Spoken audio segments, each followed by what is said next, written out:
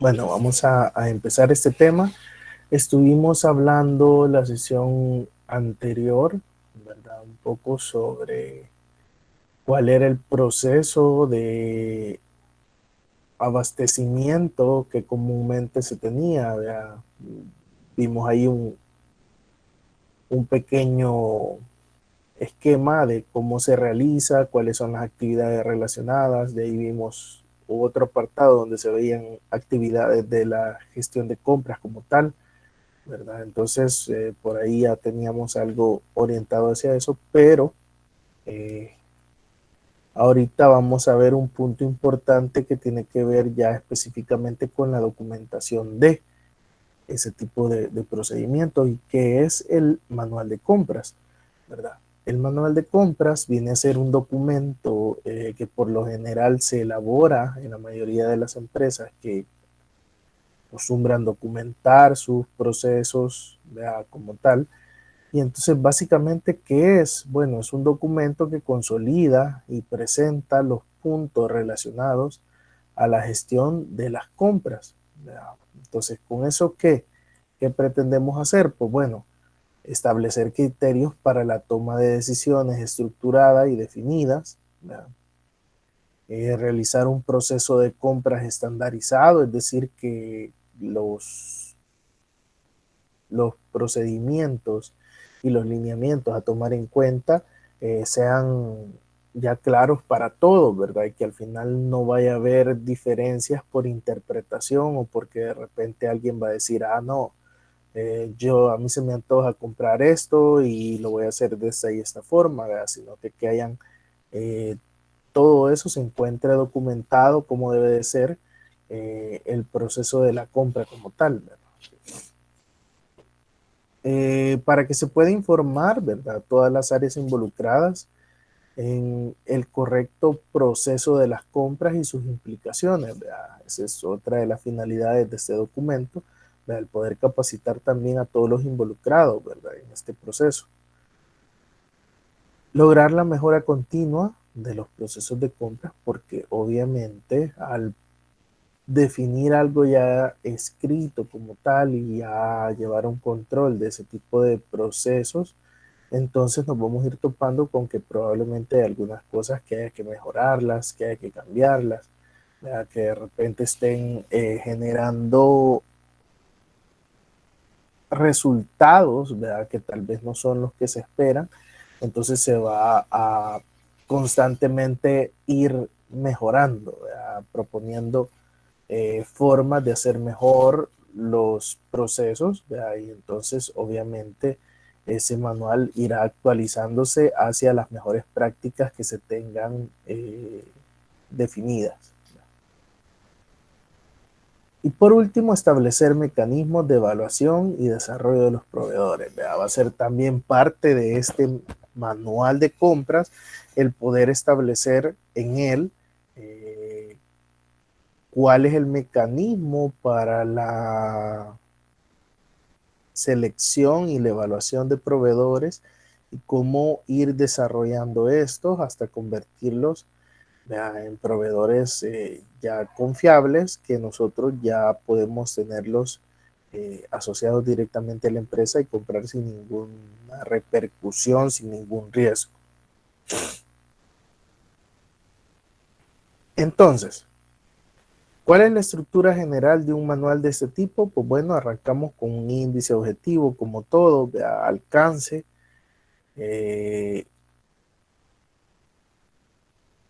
la organización, políticas, procedimientos y un apartado muchas veces de comunicación, ¿verdad? En esa parte de procedimientos, pues vamos a encontrar que se encuentran elementos como la planeación de las compras, definir cómo se va a hacer la planeación de ellas, eh, cuáles son los procedimientos, ¿verdad? Relacionados hacia las compras locales, hacia compras en el exterior, compras a libre gestión, compras por licitación, por leasing, etcétera. ¿Verdad? En ella se va a tratar de definir en esta parte de procedimientos todos los procesos que se realizan ¿verdad? Para las diferentes variantes de compras, ¿verdad? Desde los diferentes actores que se puedan tener para eh, poder definir los procedimientos exactos para cada uno de ellos, ¿verdad? Y por último, la parte pues de proveedores también se va a encontrar ahí, ¿verdad? La evaluación, la selección, el seguimiento y la reevaluación de proveedores.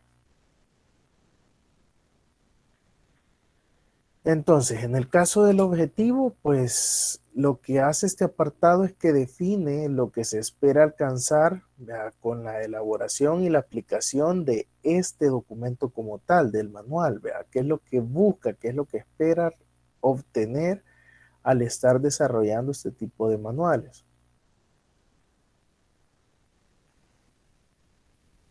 Luego, puede dividirse en objetivo general y específicos para mejorar la segmentación del trabajo, y eso es correcto. Al final vamos a tener un objetivo general del manual de las compras,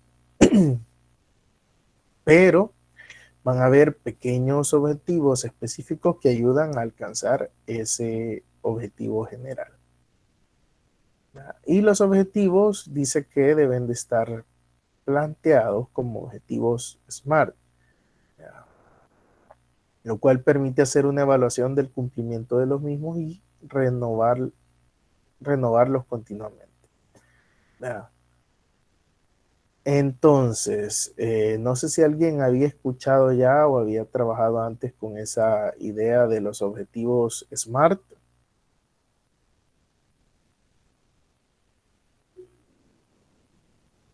Sí, ingeniero. En mi caso lo trabajé el ciclo pasado en una materia que se llamaba diseño de productos. Perfecto, perfecto. Entonces ya estamos un poco familiarizados ahí con el tema, no sé los demás.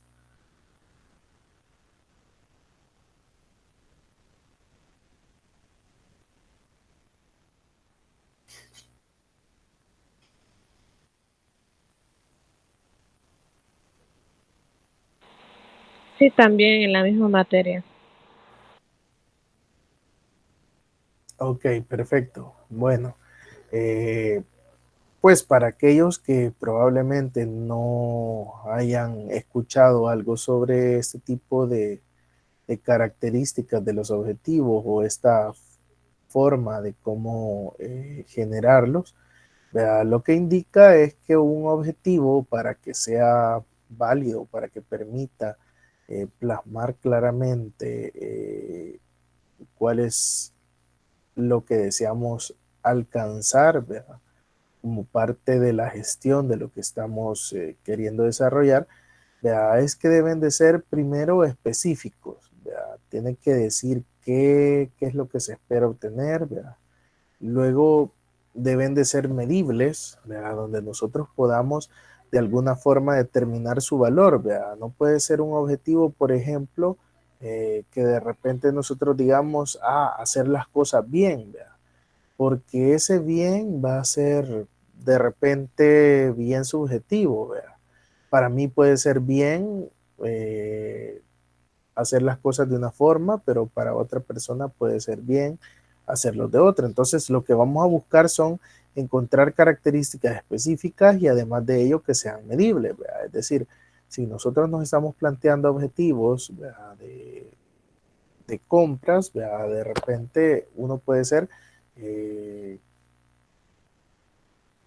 que realizar, por ejemplo, del total de compras, ¿verdad? Que el 95% de las compras sean efectivas, ¿verdad? Que no tenga ningún tipo de rechazo o problema, ¿verdad? Entonces eso ya podría ser una forma de medirlo, ¿verdad? Porque ya estamos hablando de eh, una cantidad o un porcentaje con el que nosotros podemos empezar a medir esa característica que estamos definiendo, ¿verdad? Que va a ser parte de un objetivo.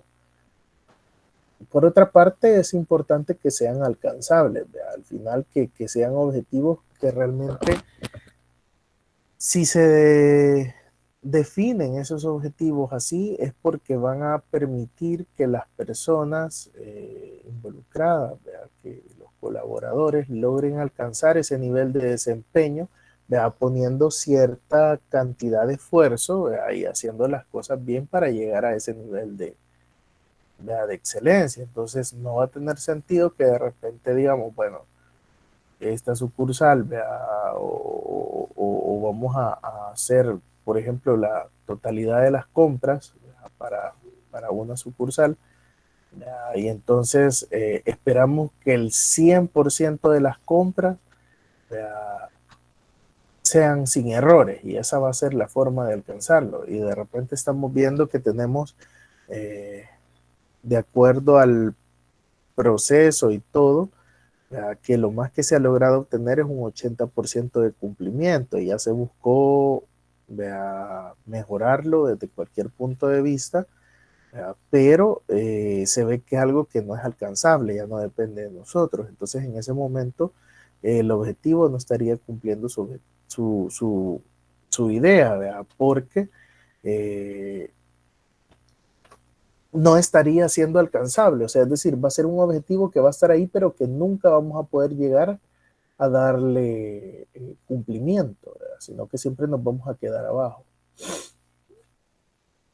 Por otra parte, pues también deben de ser realistas, ¿verdad? En cuanto a todos los márgenes de ejecución, ¿verdad? A la cantidad, a la calidad que se observa, ¿verdad? A el tiempo que va a durar, ¿verdad? Todo eso debe de ser acoplado a la realidad en la que se desarrolla la cuestión. Y por último, debe definir un tiempo para su ejecución, ¿verdad? Es decir, no basta solo con decir debe de tener un 95% de cumplimiento, por ejemplo, ¿verdad? Sino que como debe de ser específico, debe decir, ok, un 95%, ¿verdad? De las compras van a ser efectivas durante un periodo de 6 meses, ¿verdad? O un 95% de las compras mensuales, y ahí estamos definiendo ya una unidad de tiempo, ¿verdad? Deben de ser bien aprovechadas, ¿verdad? O deben de ser desarrolladas sin ningún problema, ¿verdad? Entonces ahí ya estamos definiendo, ¿verdad? Qué es lo que se espera.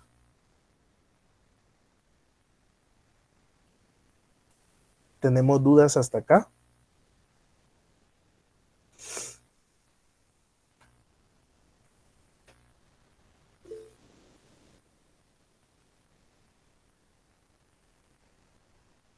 Todo bien, dice William.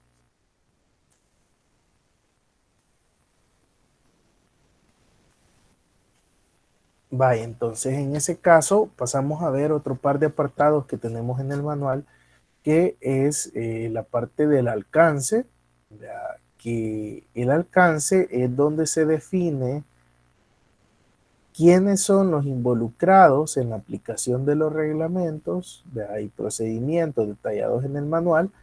Es decir, el alcance debería estar definiendo hasta quién o hasta qué departamentos cubre, ¿verdad? Y hasta cuáles departamentos no dentro de la empresa, ¿verdad? Ese manual que se está diseñando, ¿verdad?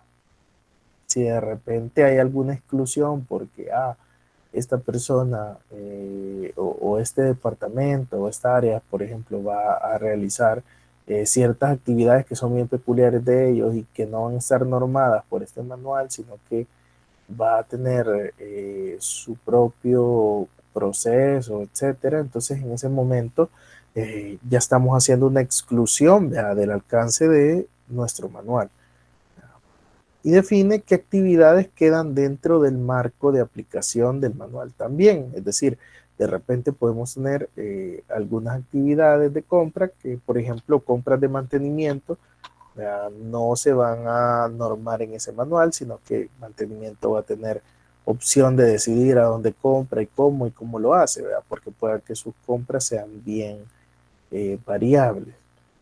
Entonces, ahí con ese alcance nosotros estamos definiendo hasta dónde llegamos, ¿verdad? O hasta dónde llega el alcance o la aplicación de nuestro manual. En la parte de organización, ¿verdad? Se define la estructura involucrada en todo el proceso de compras, ¿verdad? Las responsabilidades, los deberes y las autoridades que deben de tener.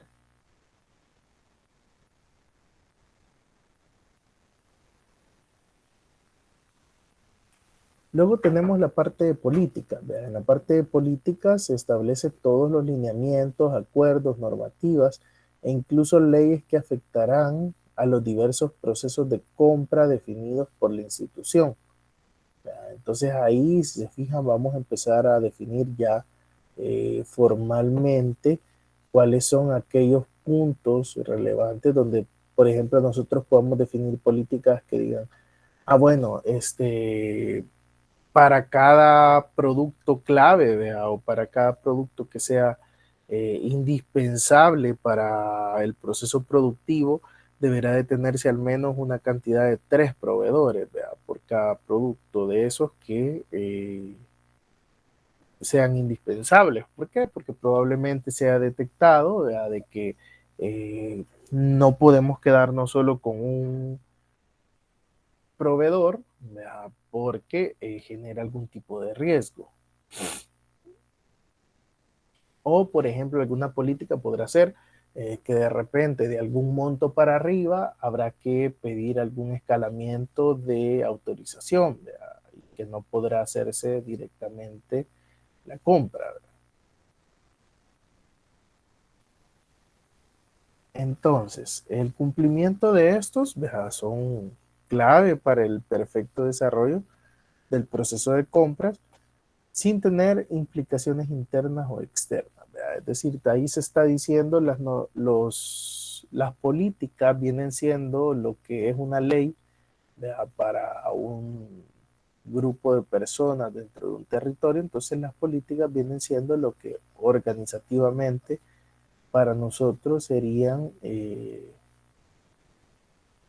algún tipo de algún tipo de leyes.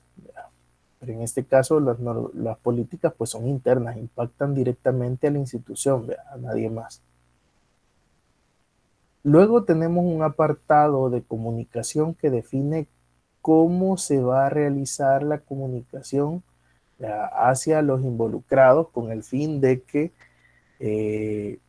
leyes, lineamientos, reglamentos o disposiciones cambiantes sean actualizadas oportunamente, así como cualquier otro tipo de información. Es decir, si de repente detectamos o de repente nos llega alguna información de que tal condición en la que estamos pidiendo va a cambiar, pues habrá que hacer una comunicación de eso para todos los involucrados para que puedan revisar en algún momento la actualización de todo ese tipo de documentación o de todo ese tipo de procesos que se vean involucrados en ese tipo de cambios. Entonces, sí va a ser muy importante que definamos bien cómo va a ser la estructura de comunicación, cuáles van a ser los canales, dependiendo la prioridad o la importancia, o la fluidez con la que se esté realizando algún tipo de cambio o algo, pues habrá que ver cuáles van a ser los mejores canales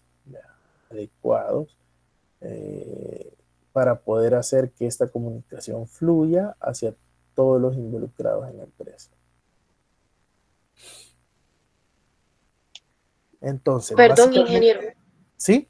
antes de que siga, no sé, en las políticas también irían como las políticas que afectan a mi compra externamente, o sea, digamos, políticas que tengan aduanas, clofletes y que me afectan a mí, o solo serían políticas internas que yo establezco para las compras, como usted dijo, ¿verdad? Que son políticas internas. No, fíjate que también se puede incluir. Muchas veces lo que se hace es hacer la referencia, por ejemplo, para exportaciones, por ejemplo, seguir el reglamento tal, ¿vea? O seguir la normativa tal de el Departamento de Aduanas del país, ¿vea? Entonces, ahí precisamente se determina, por ejemplo, ¿verdad? Que ese manual va a ser el que nos sirva, ¿verdad? O un manual, ya sea una ley, un reglamento, etcétera, lo que esté vigente en el momento y que sea parte de esa institución externa a nosotros, ¿verdad? Entonces nosotros vamos a decir, bueno, nos vamos a regir para exportaciones, ¿verdad?, con este documento. Y ese documento, ¿verdad?, ya entra en la parte de comunicación también, en que habrá que estar viendo cada cuánto este documento se actualiza, ¿verdad?, y se modifica. Entonces vamos a tener que estar pendientes no solo de estarlo consultando, ¿verdad?, para poder realizar los procesos de compras como tal, sino que también el estar dándole actualización para verificar que estemos ocupando el manual vigente, porque de repente pasa, ¿verdad? Uno dice, ah, bueno, aquí está el manual, inclusive hasta lo baja uno, lo guarda y ahí se los comparte a todos. Pero ¿qué pasa? De repente hay una actualización, ¿verdad? Y entonces, si no están los mecanismos adecuados para que el departamento de compras pueda estar actualizando esa información, ¿verdad? Entonces, de repente podemos estar trabajando con un documento obsoleto o que ya no tiene las actualizaciones pertinentes para poder garantizar que todo va bien. Y entonces de repente ahí vienen penalizaciones, algún tipo de, de multa, etcétera, lo que sea, o de repente que no podamos realizar el proceso de importación y exportación como nosotros lo hayamos querido, ¿verdad? Y entonces retrasa, ¿verdad?, la forma, genera más costos por actualización de documentación, por cambios, etcétera, ¿verdad? Entonces, pero sí se pueden incluir eh, cualquier otro tipo de documentos, ¿verdad?, de normativas, de leyes, etcétera, que sean externas, ¿verdad?, a nuestra institución, ¿verdad? Es decir, en ese caso, por ejemplo, si hay algún tipo de ley, ¿verdad?, o de incentivo, de repente pueden ir ahí inclusive los tratados de comercio que se tengan, ¿verdad? Entonces pueden ir detallados ahí, ¿verdad? Entonces ahí se puede hacer referencia a todo lo que norme la parte de la compra como tal. Ok, gracias. Ok, no sé si hay alguna otra duda con respecto a estos puntos que hemos visto ahorita sobre el manual de compras.